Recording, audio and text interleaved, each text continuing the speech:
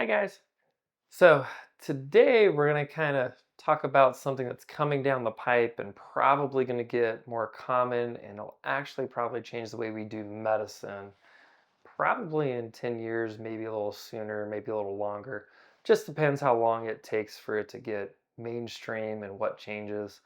We'll see if any other new technologies and new medicines help it along its way or knock it off the road and completely derail it, and we'll see what happens. So, plant the seed for those owners for when this comes and gets a little more common. But a lot of owners have diarrhea issues, or say those chronic allergy patients. The allergies are just so bad, their skin has changed, it's year round. It's either find a cure or euthanasia. Or some of these shepherds that have some of the GI chronic disorders that have basically spent their life on various antibiotics or various medications and done all the different tests all the way up to biopsies that we know of. So this is intended a little more for those chronic patients that kind of have no last hope, and what do we do? What are some of these options? It ties in a little bit with one of our previous videos on diet and how that influences, but not specifically diet, but more sort of the gut and gut health, prebiotics, probiotics, and some of those things. Now, prebiotics and probiotics, those have been around now, probably mainstream for a good 10 plus years, maybe a little longer, depending on where you were at.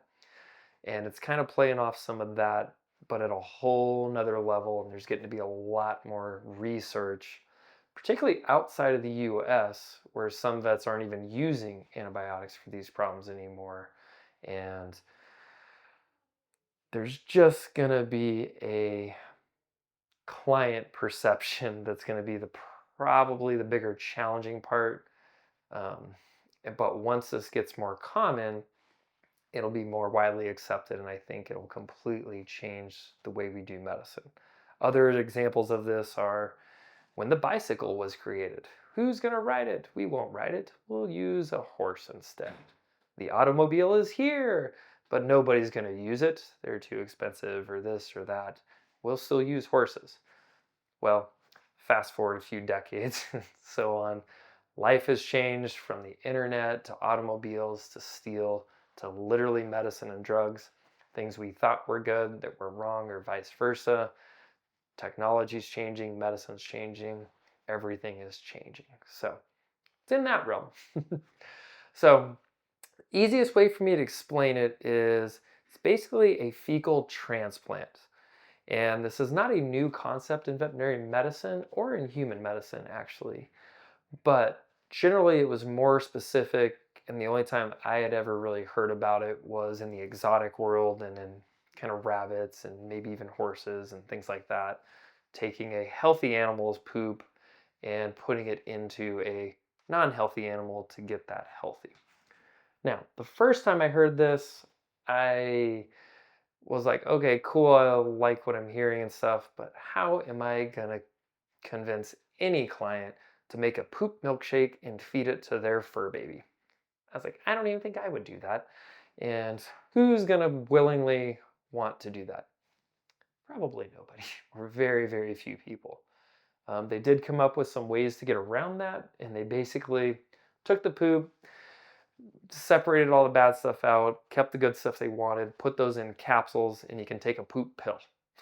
So that is actually still one option, and you can do that. Fiber does play a role with some of these things, but that was just simply a misunderstanding in how I understood it or how it was explained, or a combination, because I was not the only one that had that perception of this.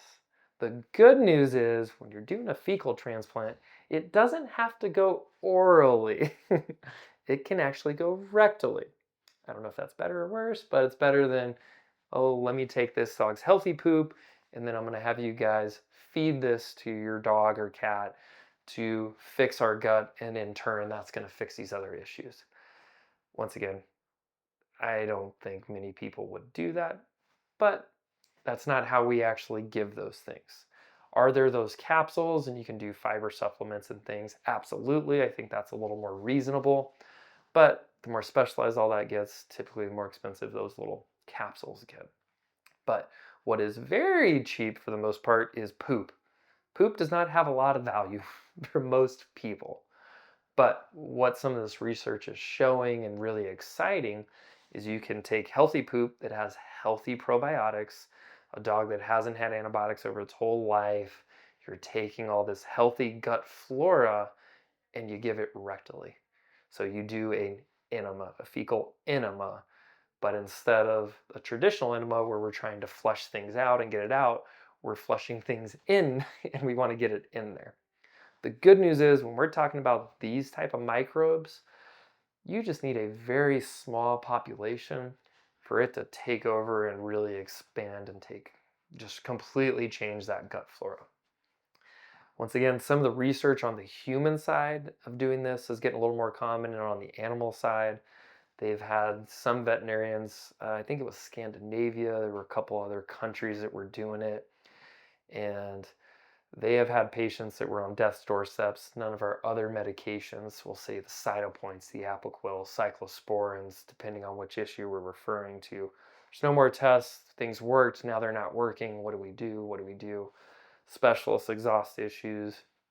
This is around the corner and probably going to get more common for recommendations as more people get exposed to it, try it, and it works. Maybe it's not going to work for every patient. It is still medicine. But for those cases that are chronic or non-responsive anymore, they've had really, really good results with changing that gut flora and saving a lot of these patients' lives. So it's very exciting new cutting edge technology that's getting a little more mainstream. I'm starting to see it and come across it a little more, a little more. I'm sure given 5, maybe 10 more years, we'll have more and more GI specialists and internal medicine specialists kind of talking about it more. Once they start doing it, then more general practitioners will start doing it more.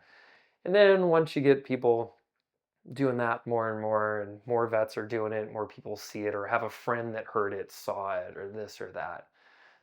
Think of it as like kind of crypto now. Go back 10 years, people had never heard of it. They're like, you're crazy, nobody's going to do that. You fast forward 10 years, getting more common, people heard about it more. Now I'm seeing more information about that. At the moment, President Trump is talking more about it, and lots of different political things going on.